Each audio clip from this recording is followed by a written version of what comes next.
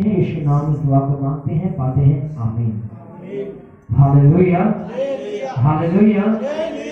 कितने लोग हैं जो आनंदित हैं? कितने लोग हैं जो खुश हैं? आज अपने हाथों को उठाओ। हाथ नहीं बोला, हाथों को बोला, शब्दों पर भी ध्यान दिया गया। मैंने बोला हाथों को उठाओ। हाथों का मतलब होता है एक से ज्यादा, यानी कि दोनों हाथ। Hallelujah, hallelujah.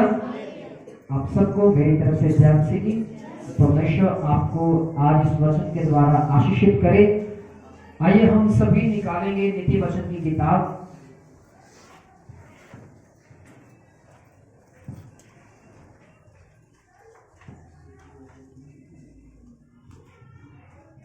पंजाबी में कहावत और इंग्लिश में प्रवर्ब। हम निकालेंगे नीति वचन की किताब, उसके 3 अध्याय। कितनों को मिल गया? नीति वचन 3 अध्याय, उसके 3 वचन को निकालिए जल्दी से।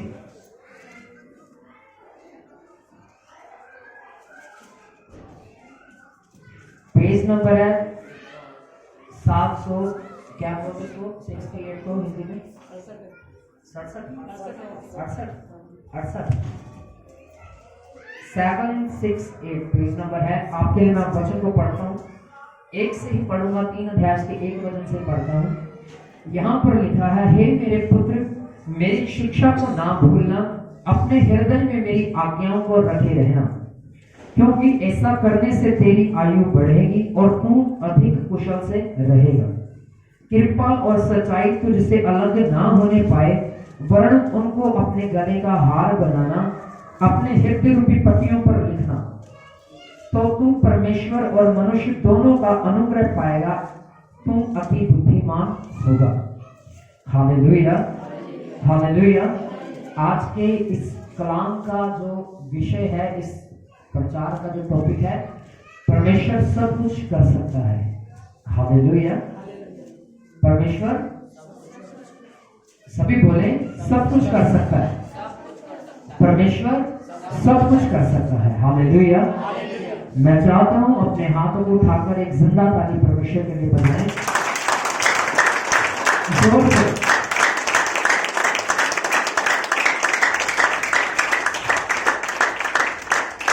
ये जो ताली है जिंदा नहीं थी, ये मुर्दा ताली थी। हालेलुया। एक बार जोर से ताली बजाएं, जितना आपके अंदर जोर है, जोर से।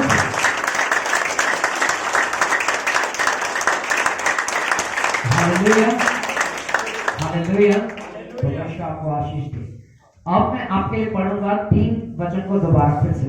यहाँ पर लिखा है, कृपा और सच्चाई तुझसे अलग ना होने पाए, वरन उनको अपने गले का हार बनाना और अपनी हृदय रूपी पट्टियों पर लिखना। Hallelujah, hallelujah. सबसे पहले मैं आपको कहना चाहता हूं, आज इंसान दुखी क्यों है? एक जगह पर लिखा है, परमेश्वर ने इस संसार के मूर्खों को चुन लिया है ताकि वो बुद्धिमानों को लज्जित कर सके। क्या कर सके? लज्जित का मतलब होता है शर्मिंदा कर सके। हालेलुया। क्या कर सके? शर्मिंदा कर सके। कोई नीचे ना देखे प्लीज, सभी मेरी तरफ देखिए, सब ऊपर देखिए, क्योंकि मैं आपसे बातें कर रहा हूं तो आपका ध्यान मेरी तरफ होना चाहिए। इंसान, एक मैं रील देख रहा था, दुनिया का सबसे ज्यादा पढ़ा लिखा इंसान वो आज इस दुनिया में नहीं है, पर वो बिना यीशु मसीह को जाने मर गया। क्या हो गया? बिना यीशु मसीह को जाने मर गया। अब क्या उसका जो ज्ञान है उसे स्वर्ग में लेके जाएगा? हाँ जी, लेके जाएगा कि नहीं? नहीं लेके जाएगा। पर उसने दुनिया का हर एक ज्ञान उसने प्राप्त किया अपने स्टडी के द्वारा, पढ़ाई लिखाई के द्वारा। सबसे ज्यादा स्टडी उसने किया दुनिया में, और कुछ साल पहले उसकी डेथ हुई थी। तो कहने का मतलब है कि उस व्यक्ति ने दुनिया का सारा ज्ञान प्राप्त किया, बहुत स्टडी की, बहुत किताबें भी पढ़ी होंगी उसने, हर एक चीज की उसने स्टडी किया, उसे ध्यान से रीड किया और उसने अपनी जिंदगी में उसे ग्रहण किया, पर उस ज्ञान का क्या फायदा जब वो ज्ञान उसे स्वर्ग में लेके ही नहीं जाएगा। हालेलुया। ज्यादा बाइबल का ज्ञान होना आपको स्वर्ग में नहीं लेके जाएगा। हालेलुया। भले ही आपके पास संसार का ज्ञान है, चाहे बाइबल का ज्ञान है, चाहे स्पिरिचुअलिटी का ज्ञान है, स्वर्ग में आप तब ही जा पाएंगे जब आपके ऊपर पवित्र आत्मा की छाप लगी होगी। क्या लगी होगी? Hallelujah, hallelujah. और जब आप परमेश्वर के कलाम का पीछा करेंगे, उसके वचनों को फॉलो करेंगे, तब आपके लिए स्वर्ग खुला रहेगा। उस भाई के लिए जिसने इतनी पढ़ाई लिखाई किया, इतना पढ़ लिख कर भी वो कब्र में गया, और कब्र में जाने के बाद जब उसका न्याय भी होगा तो वो कहां जाएगा? नरक में जाएगा, हेल में जाएगा। क्यों? क्योंकि उसने यीशु मसीह को नहीं जाना। उसके पास ज्ञान था, ज्ञान उसको स्वर्ग में नहीं लेके जाएगा। अगर मेरे पास ज्ञान है, सिर्फ ज्ञान मुझे स्वर्ग में नहीं लेके जाएगा। हालेलुया। एक भाई ने बीते दिनों में मुझे फोन किया, उसने कहा भाई मैंने बीते दिन में, कहता एक हफ्ते में मैंने आपके ना सारे प्रचार सुने। क्या किए? सारे प्रचार सुने, आपके पास तो ज्ञान बहुत ज्यादा मुझे कहते हैं। तो मैंने बोला भाई ज्ञान का होना जरूरी नहीं। हालेलुया। कहने का मतलब है शैतान आपकी जिंदगी में घमंड को पैदा करने के लिए बहुत लोगों को आजमाएगा। हालेलुया। क्यों? क्योंकि बाइबल कहती है जब जब घमंड आया है लोग गिरे। क्या हुए हैं? और जो ज्ञानवान है घमंड ज्यादा उन्हीं में आता है। हालेलुया। तो यार इसको तो कुछ नहीं पता, मुझे पता सारा कुछ। हालेलुया। और उस भाई ने कहा, कहता मैंने एक हफ्ते में यानी कि 7 दिनों में कम से कम आपके YouTube के ऊपर कहते 25 से 30 सरमन पड़े हुए, मैंने वो सभी सुन लिए। तो कहता हर एक सरमन तकरीबन आधे घंटे से ऊपर का है, मैंने सारे सुन लिए। तो कहता आपके पास बहुत ज्यादा ज्ञान, आपसे बहुत कुछ सीखने को मिलता। मैंने बोला ये तो खुदावंत का अनुग्रह है, और दूसरी बात ये है कि जो ज्ञान है वो ज्ञान मेरा नहीं है, वो परमेश्वर का है। हालेलुया। वो ज्ञान मेरा नहीं है, वो जो मैंने बोला है अपने प्रचार में, वो ज्ञान मेरा नहीं है, वो मेरी ताकत के द्वारा, मेरी बुद्धि के द्वारा नहीं हुआ, बल्कि परमेश्वर के अनुग्रह के द्वारा हुआ है। Hallelujah, hallelujah. आप समझ पा रहे हैं? कहने का मतलब है ज्ञान कुछ नहीं है, ज्ञान परमेश्वर के सामने शून्य है, जीरो है परमेश्वर के सामने। वो बुद्धिमान परमेश्वर है, वो ही सर्वज्ञानी है, वही सर्वश्रेष्ठ है। Hallelujah, hallelujah. क्योंकि बाइबल में लिखा है उसने आसमान को रचा। किसको रचा? सूरज को रचा। अच्छा आप ये बताइए जो सूरज है वो पृथ्वी के अंदर है कि पृथ्वी के बाहर है? कितने लोग कहते हैं पृथ्वी के बाहर है? ऊंचा हाथ उठाओ जो लोग कहते हैं कि पृथ्वी के बाहर है सूरज। ओके नीचे कर लो। अब आप में से कितने लोग कहते हैं कि पृथ्वी के अंदर है सूरज? उठाओ हाथ। अब हाथ नहीं उठा रहे। आपको मैं बताना चाहता हूं कि जो सूरज है वो पृथ्वी के बाहर है, और पृथ्वी के करोड़ों किलोमीटर दूर है, और हमें देखने में वो कितना लगता है? हालेलुया। इस पृथ्वी से बड़ा सूरज है, इस ब्रह्मांड से बड़ा सूरज है। हालेलुया। और वो पृथ्वी से बहुत किलोमीटर दूर है, करोड़ों किलोमीटर दूर है। आप खुद सोचिए, जिसने इतने बड़े सूरज को बनाया, अगर आप साइंस अगर आपने पढ़ी हो ध्यान से, तो उसमें लिखा हुआ है, एक चैनल है यूट्यूब के ऊपर, क्या हो अगर कि पृथ्वी सूरज पृथ्वी के निकट आ जाए तो क्या होगा। ये सब ऐसी वीडियो सिमरन देखता था, तो मैं भी सुनता हूँ कभी कभी। हालेलुया। सो कहने का मतलब जिस परमेश्वर ने इतने बड़े सूरज को बिना किसी सपोर्ट के खड़ा करके रखा है, इतने बड़े आसमान को बिना किसी सपोर्ट के खड़ा करके रखा है, वो आप खुद इस चीज से अंदाजा लगाइए कि वो कितना सामर्थ्य, कितना बुद्धिमान है। Hallelujah, hallelujah. वो कितना सर्वश्रेष्ठ है, कितना सर्वज्ञानी है। ये लेंटर जो खड़ा है, एक ईंटों की सपोर्ट के ऊपर खड़ा है, देख पा रहे हैं आप? हालेलुया। अगर ये ये पुलपट अगर खड़ा हुआ है तो इसके नीचे भी सपोर्ट दी गई और इसीलिए ये खड़ा रह पाया। अगर पीछे की तरफ सपोर्ट ना होती तो शायद आगे की तरफ उलट जाता। हालेलुया। हर एक चीज को किसी ना किसी तरह के सहारे की आवश्यकता होती है। जैसे आपको चलने के लिए आपके पांव की और घुटनों की आवश्यकता होती है, एक लेंटर को खड़ा रहने के लिए ईंटों की आवश्यकता होती है। इस पुलपट को खड़े रहने के लिए एक सहारे की जरूरत है, वो है इसके नीचे वाले पांव और ये है इसकी साइड है। हालेलुया। अगर ये सिर्फ अकेला सामने वाला फ्रंट होता तो कब का गिर जाता। हालेलुया। और आसमान को, सूरज को, चंद्रमाओं को, तारों को किसी भी चीज की सपोर्ट नहीं मिली है, तो ये आज तक कैसे टिकी हुई है, आज तक कैसे खड़ी हुई? परमेश्वर की बुद्धि के द्वारा, परमेश्वर की सामर्थ्य के द्वारा। वो सर्वज्ञानी परमेश्वर जिसने आज तक हजारों सालों से उस सूरज, चंद्रमा, तारों को बिना सपोर्ट के खड़ा करके रखा है, वो आपको भी अपने राज्य के लिए, अपने कामों के लिए, अपनी सेवा के लिए बुलंदियों पर लेके जाएगा और सपोर्ट देगा आपको। हालेलुया। हालेलुया। वो सर्वज्ञानी है। हमारा पृथ्वी का ज्ञान, हमारा इस बाइबल में से एकत्रित किया गया ज्ञान परमेश्वर की नजरों में शून्य है। हालेलुया।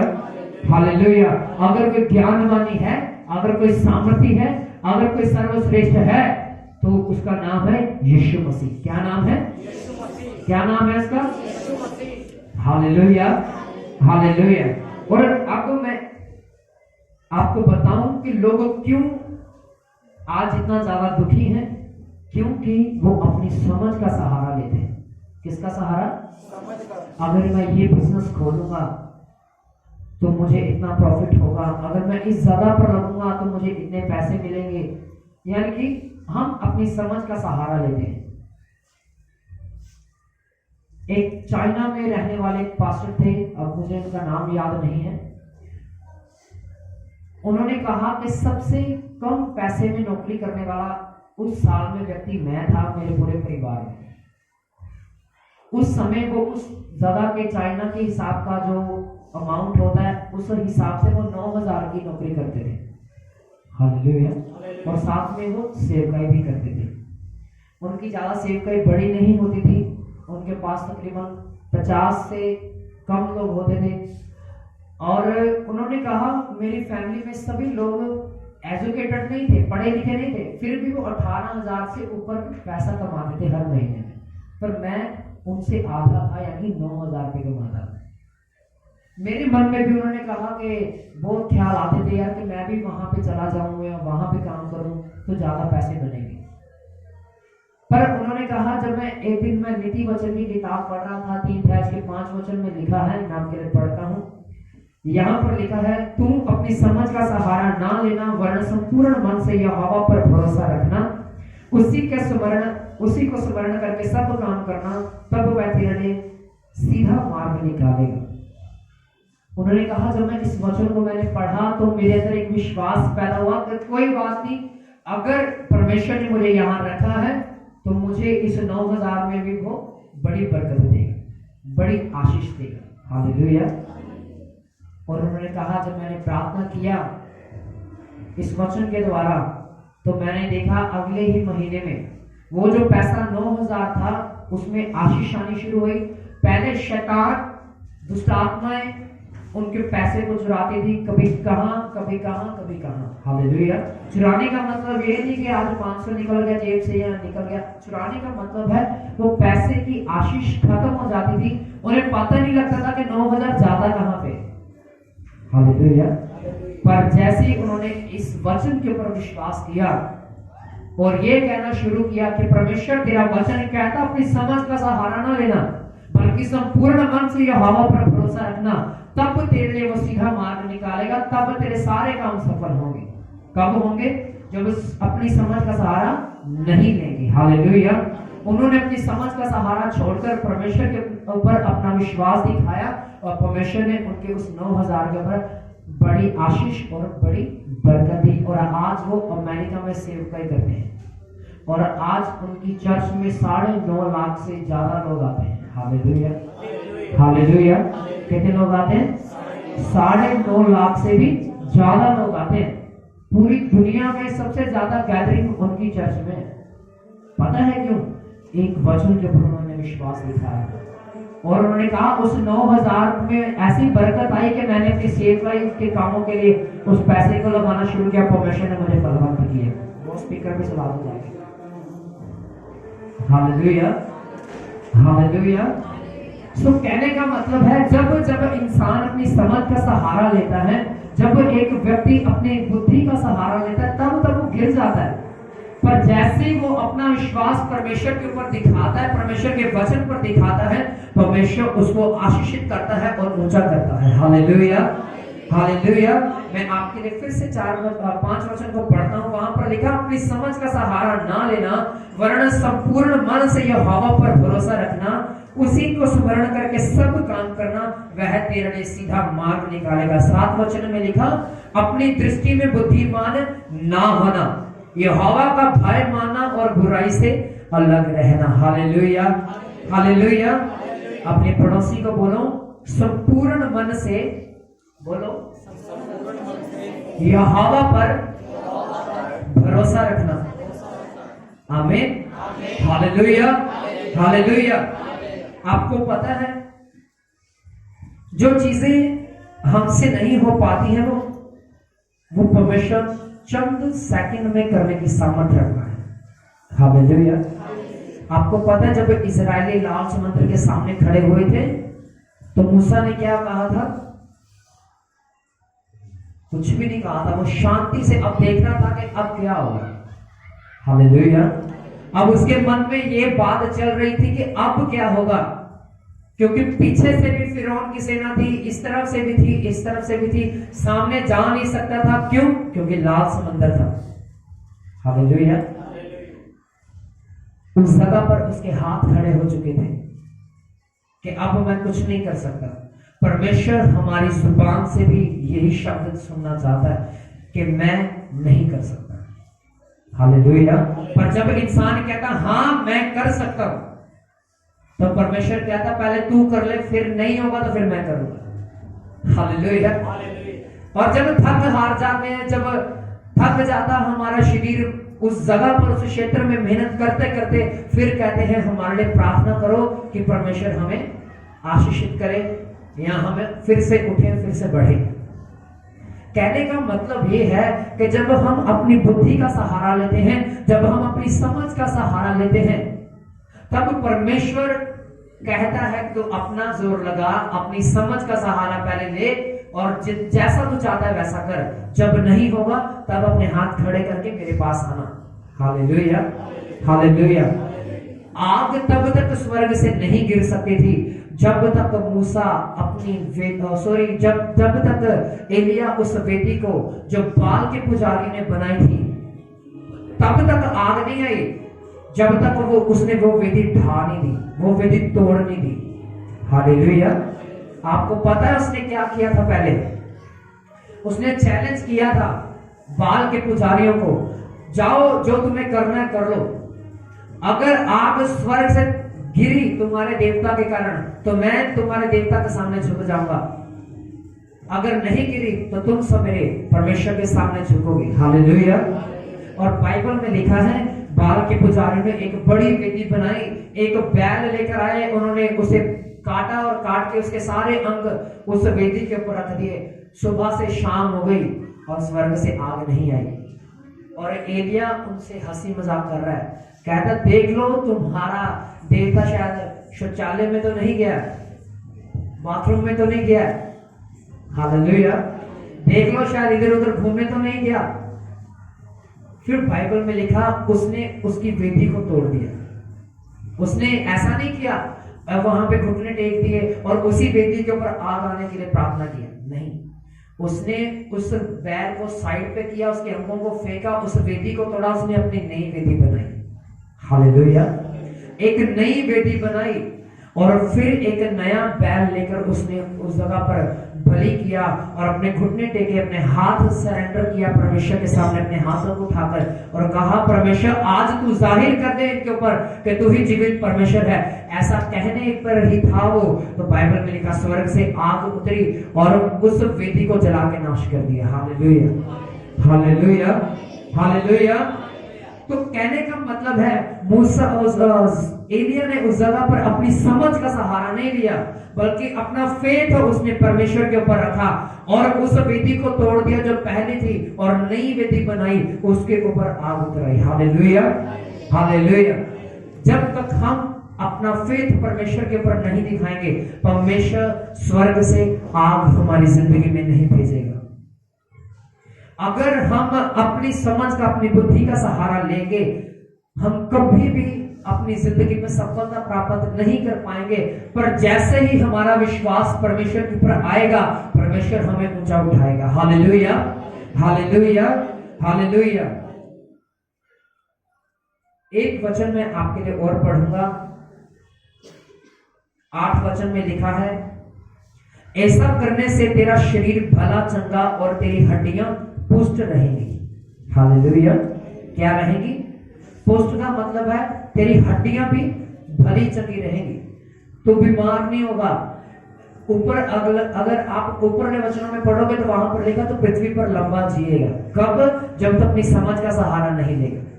परमेश्वर की स्ट्रेटेजी के द्वारा अगर चलेगा तो वो तुझे ऊंचा करेगा, अगर नहीं चलेगा तो क्या होगा?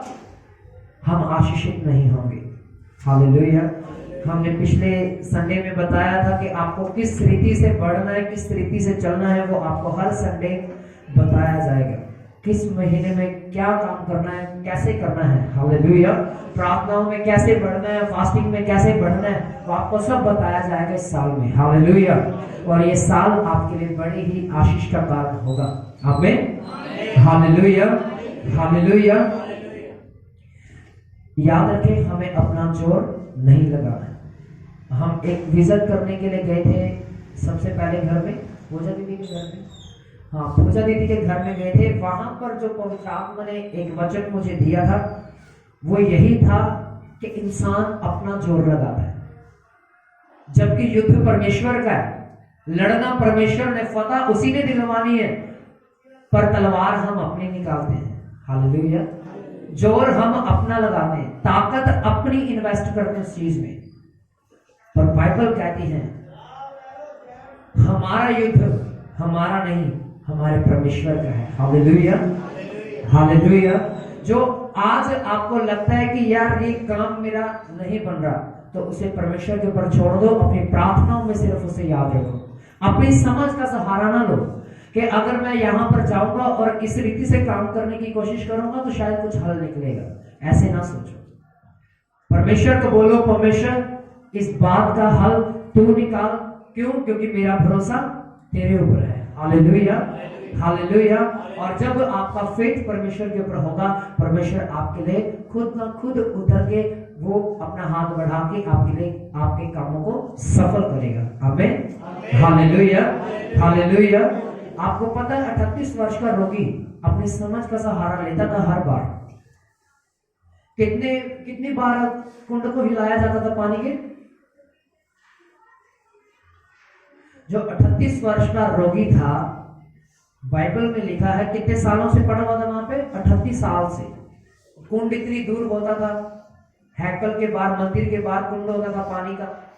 उसमें स्वर्गदूत उतरते थे, हाथ डालते थे, पानी को हिलाते थे और पानी में सामर्थ आ जाती थी।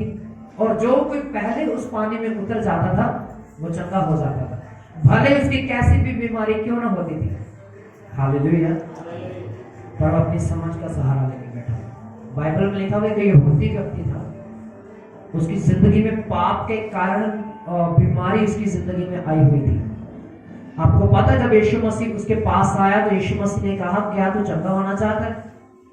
वो कहता, हाँ होना तो चाहता हूं, पर कोई है ही नहीं जो मुझे उठा के उस कुंड में उतारे। जब तक मैं वहां पर पहुंच रहा हूं, कोई और बीमार आता है, उसमें चला जाता है और वो चंगा हो जाता है। मैं 38 सालों से यहीं पर पड़ा हूं, अब मैं कैसे चंगा होऊंगा? यीशु मसीह ने उसे कहा, अपनी खाट उठा और घर चला जा। हालेलुया। और बाइबल में लिखा, जैसे उसने ये शब्द सुना, उसकी हड्डियां फिर से चंगी हो गई। और यीशु मसीह ने उसे एक चेतावनी दी, आगे से पाप न कर। क्या कहा? आगे से पाप करना कि ना करना? ना करना। हालेलुया। इसका मतलब है कि वो बीमारी, वो दुख, किस चीज के कारण उसकी जिंदगी में था? पाप के कारण था। उसकी जिंदगी में पाप था। ये मेंशन नहीं किया गया वहां पर, ये नहीं लिखा गया कि कैसा पाप उसकी जिंदगी में, पर वहां पर यीशु मसीह ने सिर्फ इतनी बात जाहिर की कि उसकी जिंदगी में पाप है और इसीलिए वो इतने सालों से इस जगह पर है, बीमार है। हालेलुया। आज लोग कहते हैं मैं कहां पाप करता हूं, मैंने कोई पाप नहीं किया, पर बाइबल कहती है कि हम हर पल में कोई ना कोई पाप करते हैं, बुरा बोल के, बुरा देख के, बुरा सोच के। हालेलुया। जरूरी नहीं है कि हम उसे प्रैक्टिकल करें। बाइबल में लिखा, यीशु मसीह ने एक वचन कहा कि यदि तू किसी स्त्री के ऊपर कुदृष्टि डाले या बुरी नजर से उसे देखेगा तो तू उसके साथ पाप कर चुका है। अब तुझे पाप करने की जरूरत नहीं है, तू पाप कर चुका है। अगर तूने सोच लिया अपने मन में भी, अपने दिमाग में भी बुरा ख्याल लेके आया किसी लड़की को लेके, तो इसका मतलब तू पाप कर चुका है। Hallelujah, hallelujah. तो इंसान कहता है तो मैंने कब पाप किया है, और वो व्यक्ति यही सोच रहा होगा। हालेलुया। पर यीशु मसीह ने उसे क्या कहा? अपनी खाट उठा और चला जा। एक चेतावनी भी उसे दी, आगे से पाप ना करना। व्यभिचारिणी स्त्री जब यीशु मसीह के सामने लाई गई, यहूदियों ने कहा ये व्यभिचार करती पकड़ी गई है, तू बता इसका क्या करें। यीशु मसीह ने कहा वो पहले पत्थर मारे जिसने कभी पाप नहीं किया। बाइबल में लिखा सभी भाग गए वहां से, क्योंकि सभी ने पाप किया था। और फिर बाइबल में लिखा, यीशु मसीह ने उस स्त्री को पूछा क्या उन सभी ने तुझे सजा नहीं दी? उसने कहा नहीं। उसने कहा जा, मैं भी तुझे आज सजा नहीं देता, पर आगे से पाप अगर आगे से पाप करेगी तो सजा तुझे मिलेगी। हालेलुया। इसका मतलब ये है कि आगे से पाप ना करना, अगर पाप करेगी तो सजा मिलेगी। हालेलुया। आगे से पाप करेगी तो क्या मिलेगी? सजा मिलेगी। आज हम कितने पाप करते हैं पूरे दिन में? अनगिनत पाप करते हैं। हालेलुया। हम क्या है फिर? हम पापी। और बहुत से लोग हैं, जब बोला जाए कि अंगीकार करो कि हम पापी हैं, वो मुंह बंद करके बैठे तो सोच रहे होंगे मैंने कब पाप किया। हालेलुया। वो अपनी जुबान ही नहीं खोलते, वो इस बात को नहीं समझते हैं कि हम पापी हैं। अगर आपने गलती नहीं भी की ना, आप पूरे पवित्रताई में भी हो तब भी आप पापी हो। पता क्यों? क्योंकि हम पाप का बीज है, हम पाप का एक अंश है। हम अपनी माँ की गर्भ में पाप के कारण गए। Hallelujah, hallelujah. हम पाप से पैदा हुए हैं, तो हम कैसे कह सकते हैं कि हम पापी नहीं हैं? हम पापी हैं। बाइबल हमें इस तरह से सिखाती है। दाऊद कहता मैं तो बचपन से ही, जन्म से ही पापी हूं, क्योंकि मैं अपनी माँ के पेट में भी पाप से गया। Hallelujah, hallelujah. पर तेरा वो सामर्थी लहू, ऐसा नहीं कहा कि उसने सामर्थी लहू, उसने कहा पर वो बलियां मेरे लहू को और तेरी दया की दृष्टि मेरे गुनाहों को माफ कर देती है और मुझे शुद्ध कर देती है, मेरे पाप हिम के समान श्वेत कर देती है। हालेलुया। और आज हम बलियां तो नहीं देते, पर यीशु मसीह एक ही बार में बलि का बकरा बन के उस कलवरी की क्रूस के ऊपर उसने अपने आप को क्या किया? मौत के हाथों में दे दिया और अपने आप को बलि करके हमारे हर अपराध को धोके शुद्ध कर दिया। और अब हम ये नहीं कहेंगे कि उस बलि के कारण, बल्कि हम ये कहेंगे कि यीशु के लहू के कारण हम शुद्ध किए जाते हैं। आमीन, हालेलुया, हालेलुया। सो इस बात को हमेशा याद रखें कि हम परमेश्वर के गुनाहगार हैं। हमने परमेश्वर के विरुद्ध बहुत सारे गुनाह किए हैं। ये उसकी दया है, ये उसकी करुणा है कि हम बचे हुए हैं और आज हम बीमारियों से बचे हुए हैं। Hallelujah, hallelujah. अगर आप उस 38 वर्ष के रोगी को देखोगे तो वो क्या था? किस वजह से बीमार था? पाप की वजह से। हम कितने पाप करते हैं? बहुत सारे। हम फिर भी भले चले। क्यों? क्योंकि यीशु मसीह हमें कंडेम्न नहीं करता, सजा नहीं देता। पर एक दिन आएगा, अगर हम बार बार पाप करते रहेंगे तो एक दिन आएगा जब हमारा न्याय होगा, तब हमें अनंत काल की सजा मिलेगी, वो है नरक की आग। हालेलुया। तो वहां पर जितनी मर्जी चीखें मार लेगा कोई व्यक्ति, हमें परमेश्वर हमें माफ कर दे, ईश्वर में माफ कर दे, वो नहीं सुनेगा, क्योंकि इस पृथ्वी पर रहते हुए आज आपके पास समय है पश्चाताप करके वापिस आने का, उसके लहू के द्वारा शुद्ध हो जाने का, और फिर वो आपको कहेगा ये मेरा बेटा है जो धर्मी है। हालेलुया। क्या है? धर्मी है। Hallelujah, hallelujah. याद रखें इस बात को कि हम अपनी समझ का सहारा लेके आगे नहीं बढ़ सकते। अगर हम अपनी समझ का सहारा लेंगे तो हम कभी भी आशीषित नहीं होंगे। और जिस हम क्षेत्र में मेहनत कर रहे हैं, हमारा जो फाइनेंस है, जो हमारे पैसे की आशीष है, वो शैतान चोरी करता रहेगा। क्या आप देना चाहते हो अपने पैसे, अपनी मेहनत की जो कमाई है शैतान को? बोले इसका मतलब देना चाहते हैं। हालेलुया। सारा दिन आप मेहनत करो फैक्ट्रियों में जाके, और आपकी कमाई का जो फल है वो शैतान खाए, ऐसा हो सकता है? नहीं होने देना है। Hallelujah, hallelujah. तो अब ये ऐसा कब होगा कि आप आशीषित होंगे? आपको अपनी समझ का सहारा नहीं देना है, बल्कि संपूर्ण मन से किसके ऊपर भरोसा करना है? परमेश्वर के ऊपर और उसके वचन के ऊपर भरोसा करना है। Hallelujah, hallelujah. दूसरी बात, इस बात को याद रखें कि हम परमेश्वर के क्या हैं? गुनाहगार हैं, और हमारी जिंदगी में पाप है। हालेलुया। और हमें हमेशा इस बात का अंगीकार करना है कि परमेश्वर, हम गुनाहगार थे, तेरे लहू के द्वारा हम शुद्ध किए गए हैं। आमीन, हालेलुया। आप समझ पाए हैं आज वचन को? क्या था पहला?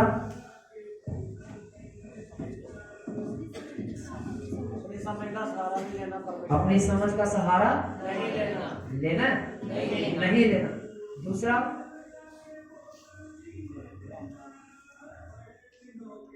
बोलो, अभी तो सुना, अभी तो घर भी नहीं गए आप लोग, भूल जाओगे। हाँ, अंगीकार करना अपने गुनाहों का कि परमेश्वर हम पापी हैं, एक तेरी दया की दृष्टि हम पर हुई है कि हम धर्मी ठहराए गए। Hallelujah, hallelujah. याद रखें, परमेश्वर सब कुछ करने की सामर्थ्य रखता है।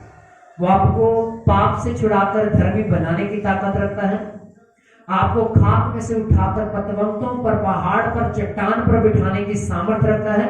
आपके सामने चाहे लाल समंदर है, वो आज भी लाल समंदर को चीरने की सामर्थ्य रखता है। Hallelujah, hallelujah, hallelujah. एक पासवान थे, एक पासवान को बोला, तो बड़ा प्रचार करता है ना यीशु मसीह का, और तुम्हारी बाइबल भी यही कहती है कि पहाड़ों को हुक्म दोगे, पहाड़ अपनी जगह से हटने शुरू हो जाएंगे। तो कहता, आज तेरे पास 24 घंटे हैं, आज ये पहाड़ यहां से हिलाकर दिखा दे। वो पास्टर बेचारा फंस गया इस बात में, उसके विश्वास की परीक्षा होने लगी है।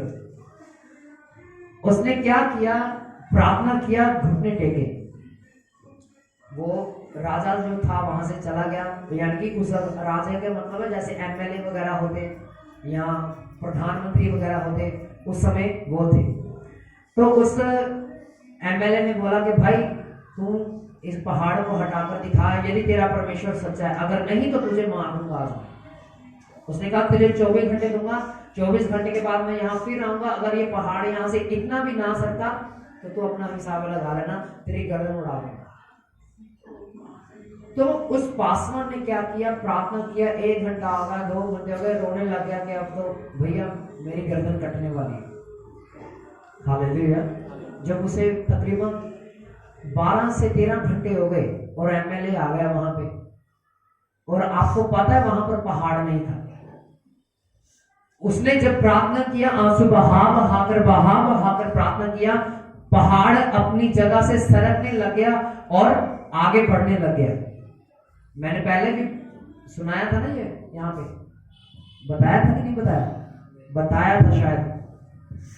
तो वो पहाड़ अपनी जगह से सरक कर आगे बढ़ने लग गया, आगे बढ़ता गया और एमएलए आया और कहता पहाड़ कहाँ गया? वो कहता वो तो चल गया। अब कहते कहाँ? कहते जल्दी जल्दी जा, वो तेरे मकान की तरफ ही जा रहा, तेरा मकान टूटने वाला। हालेलुया। कहता जल्दी से अपनी प्रार्थना कर फिर से परमेश्वर को, वो पहाड़ को वहीं पर रोकने की आज्ञा दे। उसने कहा परमेश्वर ने पहाड़ों को तोड़ने की, आगे ले जाने की आज्ञा दी है, रोकने की आज्ञा नहीं दी है। आज तेरा मकान टूट के रहेगा। Hallelujah, hallelujah. कहने का मतलब पहाड़ भी वहां पे रुक गया था, फिर से अपनी जगह पर वापस आ गया था। और आज भी वो गूगल पर है, पता नहीं क्या कहते हैं उसको, मूविंग माउंटेन शायद ऐसे करके, वो आज भी गूगल के ऊपर बहुत फेमस है। और ये पास्टर का विश्वास था, और वो पहाड़ इतना सा नहीं था, पहाड़ बहुत बड़ा था जो अपनी जगह से सरक गया था। Hallelujah, hallelujah. तो याद रखें, अपना फेथ परमेश्वर के ऊपर रखें, अपना विश्वास यीशु के ऊपर रखें। आप समझे? आइए अपनी आंखों को बंद करें सभी। सामर्थ्य परमेश्वर, धन्यवाद करते हैं एक बार फिर से इन कलाम के लिए, इस विश्वास के वचनों के लिए, उस आज्ञाओं के लिए जो आपने हमें दी कि अपनी समझ का सहारा नहीं लेना। आज से हमें ऐसा सामर्थ्य दीजिए कि हम अपनी समझ का सहारा ना लेने पाए, हम अपनी बुद्धि का सहारा ना ले, बल्कि संपूर्ण मन से खुदावंद हम आपके ऊपर भरोसा रख सके। जितने लोगों ने आज इस कलाम को सुना है, आज खुदा आप इन्हें आशीषित करें और ब्लेस करें। आपका आत्मा इन्हें अद्भुत रीति के साथ इस वचन के द्वारा चलने की सामर्थ्य और आपके नाम की बड़ी महिमा हो। महिमा आपके नाम के देते हैं, यीशु नाम में इस दुआ को मांग लेते हैं और पाते हैं। आमीन, हालेलुया।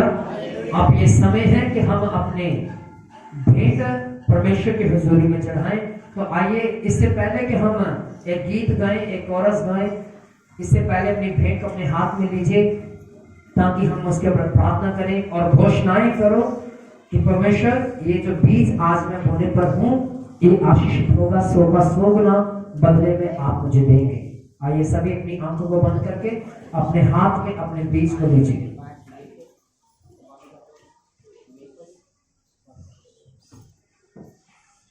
सामर्थ्य परमेश्वर, धन्यवाद करते हैं जिन्होंने अपने बीज को खुदावन अपने हाथ में लिया। मैं प्रार्थना करता हूं यीशु के नाम